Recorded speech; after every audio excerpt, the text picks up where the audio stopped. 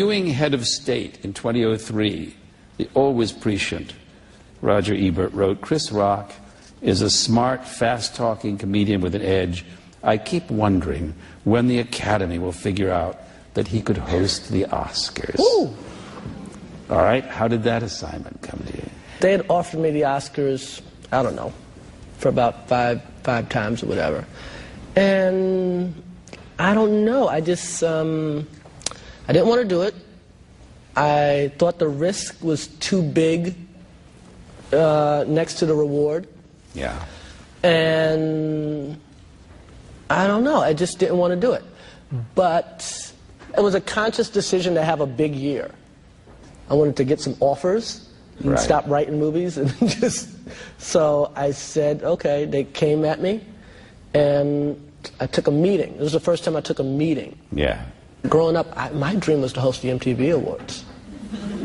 Which you have done. Yes, because when great distinction. Thank you. Because when I was a kid, you know, Eddie Murphy hosted the first MTV Awards, which I listened to on the radio because we didn't have cable TV. Okay, they had a simulcast. Like, the MTV Awards were like magic to me. It's like Run DMC performed on the MTV Awards. Prince performed on the MTV Awards. Arsenio hosted. It was like, that's the show I wanted to do.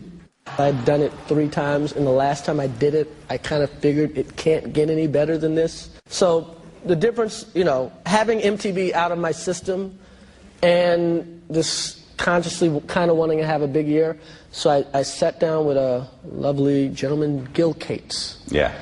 And I told him what I needed, the things I needed to host a show. I'm like, hey man, I want to see Halle Berry up top. You know what I mean? I want to see some color. I have no desire to be the only black guy here. I think we had a good time. We got a high rating. We had a fast show.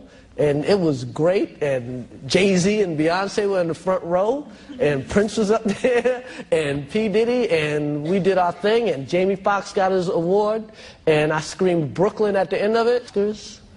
It's harder than playing in the World Series. They got 7 games in the World Series, man. There's no more pressure in show business or sports than that 7 minutes of monologue at the Oscars. That is it. Your whole life is on the line. And it could have been all over right then. The Oscars are February 28th. By Halloween, say before Thanksgiving, I had that monologue down, like, yo, ripping it. I put in, I always overdo it. I'm like the United States. I will bomb you to death. Okay? I don't want any chance that there's going to be any retaliation. Right. So it was a great night. I mean, okay, I'm sorry if I offended any Jude Law fans, but I'm sorry. I like Jude Law. I think he's a great actor. I just put him in the. I think he's going to win an Oscar one day and go, kiss my ass, Chris Rock. All right, welcome to the 77th and last Academy Awards.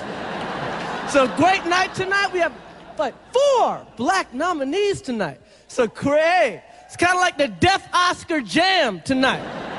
Now, remember when you were a kid and every movie was incredible? Every movie was magic? Oh, they were all great. Then you grow up and you watch some of those same movies and you're like, Rocky V sucks. Now, I love the Oscars. You know why I love the Oscars? Because the Oscars are the only award show where the people getting awards don't perform. That's right, there's no acting at the Oscars. None at all. If you go to the Grammys, they're singing. You go to the Tony Awards, they singing and dancing. You go to the Source Awards, they singing, dancing, and shooting, okay? But there's no acting at the Oscars at all. Can I get a little acting? Just to be or not to be, Morgan Freeman do a shampoo commercial, something, right?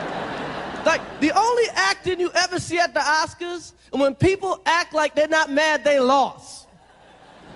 Like, I remember one year when Halle Berry won the Oscar, Nicole Kidman was smiling so wide, She should have won an Emmy at the Oscars for her great performance. You know, a lot of people like to bash Bush. I'm not going to bash Bush here tonight. I saw Fahrenheit 9/11. I think Bush is a genius. I think Bush did some things this year nobody in this room could do.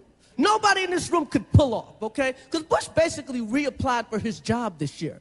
Now, could you imagine applying for a job, and while you're applying for that job, there's a movie in every theater in the country that shows how much you suck at that job? It'd be hard to get hired, wouldn't it? So I watched Fahrenheit. I learned some stuff, man. Bush did some things you could never get away with at your job, man. Never, ever, ever. You know, when Bush got in the office, they had a surplus of money. Now there's like a $70 trillion deficit. Now, just imagine you worked at the Gap. You closing out your register, and it's $70 trillion short.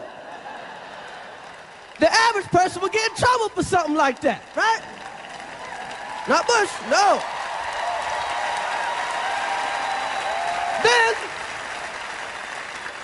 Then he started a war. That's cool, support the troops, he started a war. Now just imagine you worked at the Gap. You